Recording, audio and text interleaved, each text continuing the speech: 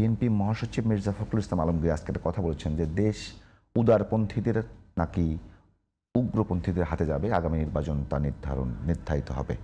Ma'am, এই মুহূর্তে আপনাদের বিরুদ্ধে যে জোটটা আছে তাদেরকে কি আপনারা উগ্রপন্থী মনে করেন কিনা?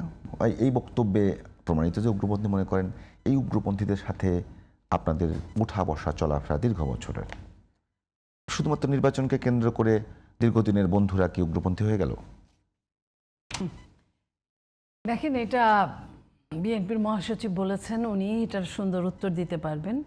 আমি এটুকু বলতে চাই যে উদারপন্থী বলি উগ্রপন্থী বলি, এই দেশটা আমাদের প্রত্যেককেই একটা জায়গায় এসে তাদের এই দেশের কল্যাণের জন্য, মঙ্গলের জন্য, মানুষের মঙ্গলের জন্য এবং গণতন্ত্রের মঙ্গলের জন্য প্রত্যেকেরই কাজ করা উচিত, প্রত্যেকের। আর যে খোঁচাটা আপনি দিলেন যে এতদিন একসাথে ছিলাম, সেটা হয় কি, মানুষ একটা জিনিস যে একটা বাবা মার 5টা সন্তান থাকে, 5টা সন্তান সমান হয় না।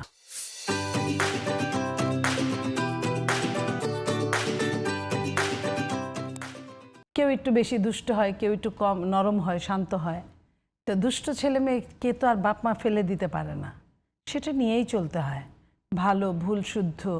আবার এটাও হয় যে আপনার যার সাথে যেমন থেকে আচরণ করা যায়। ওই এক লোকরে বলছে আমি তোমাকে পিটাবো, কয়টা মায়ের খাবা? বলে একটাও না। কয় যদি বাইন্ধা মারি, কয় পুরাটাই। তো এখন যারা ছিল, যাদেরকে বলা হচ্ছে আপনারা যেটা খোঁজাচ্ছেন, সেটা হলো আমাদের সাথে যখন ছিল তখন ভালো ছিল, তখন আমাদের সাথে ভালো মন্দের কথা আমি বলতে পারবো না, এটা আল্লাহ জানে এবং তারা জানে। তখন আমাদের সাথে বিহেভ অয়েল ছিল সব সময়ের জন্য, বিহেভের মধ্যে কোনো তারতম্য ঘটে নাই।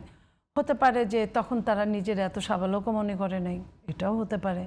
হতে পারে তাদের দেশনেত্রী বেগম খালেদা জিয়ার প্রতি এক ধরনের সম্পর্কটা ছিল, এখন অন্য ধরনের আনুগত্য ছিল, এখন অন্যরকম হতে পারে। আবার হতে পারে এমন জিও পলিটিক্সটা ভীষণ ডেঞ্জারাস এই টাইমে, তাদের হয়তো কোনো স্বপ্ন দেখাইছে, স্বপ্ন দেখলে মানুষের কিন্তু একটু এমনি একটু অন্যরকম ভাব চলে আসে, সেটাও হতে পারে। এখন সময়ই বলে দেবে। মহাসচিব যে কথাটা তার জায়গা থেকে বলতে পারে, আমি ওটা বলতে পারি না।